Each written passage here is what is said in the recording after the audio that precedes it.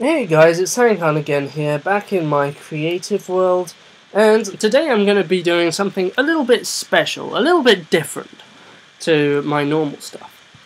Now, a while ago I made this RSNOR Latch array, and it's more like a combination lock. Let me just quickly show you how it works. So, if you press the first button, and then the second button, and the third button, right? Then this output comes on.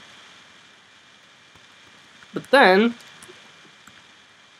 we press that button and the output gets turned off again. Okay? So now let's just say, for example, we turn this button on and then this button on. See, nothing is happening.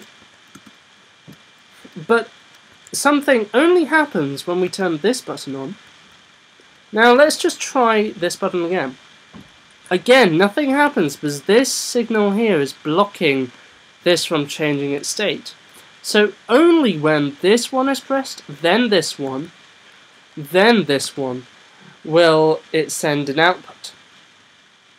And this was originally featured in my vending machine. And the reset button just literally resets this RSNOR latch, and then that goes and ripples through and resets them all. So I originally made this one, and it's sort of like a combination lock, I suppose you could say. And it's actually pretty decently sized, but you know me, I could have done better. And that brings me on to this design. This is using the RSNOR Latch design that I showed in my previous video. And if you see, it's all very nice and deliciously compact. You have your glowstone up here to prevent updates diagonally against this piston here. And you have your regular redstone and your glowstone lamps to update the piston, which is here. And let's just try this then. So let's just try initially just activating this. Nope, it's not happening. You know why? Because this block is over the top of this torch here, which is keeping this piston constantly powered. Same thing with this green section here. This torch here is keeping that piston constantly powered. However, we can deal with this yellow.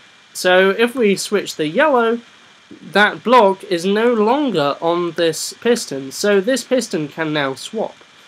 However, notice that this piston still can't swap because it has that torch down there. So now we can activate the green line, and now we can activate the red line, and we get an output. Then we just click the reset, and as you saw, it just rippled through and reset. But you know what, guys, this is alright, but for me, it is still way too big. So that brings us onto this design. And note that the inputs on this design are exactly the same colours as the inputs on all three of these designs. So this one does use a glitch, though. These don't use glitches, but this one does use a glitch, and it's a bud glitch. And it's a strange bud glitch because it's a combination bud glitch, which is a bit strange, something I don't think I've ever seen before. So again, we can activate this line, and notice that it only activates this single redstone dust here, but that's enough to update this block over here. But currently this block doesn't need updating. This block here thinks it should be constantly powered because of this block, because of this block. We can also press this green button here, and again, nothing will happen. However, if we press the yellow button here, now watch that redstone over there on the right on top of the glowstone. Now if you saw that, this went slightly dimmer. And that's because this updated. Now this guy is saying, oh wait, I need to update now. And once I get updated, then we can update this one. So just to prove you, we press that one and nothing happens. But if we press this green button over here, notice this red wire, this redstone wire, get away, turned down a notch again. The final time that we do stuff is we activate this red line. And now I want you to watch that torch over there.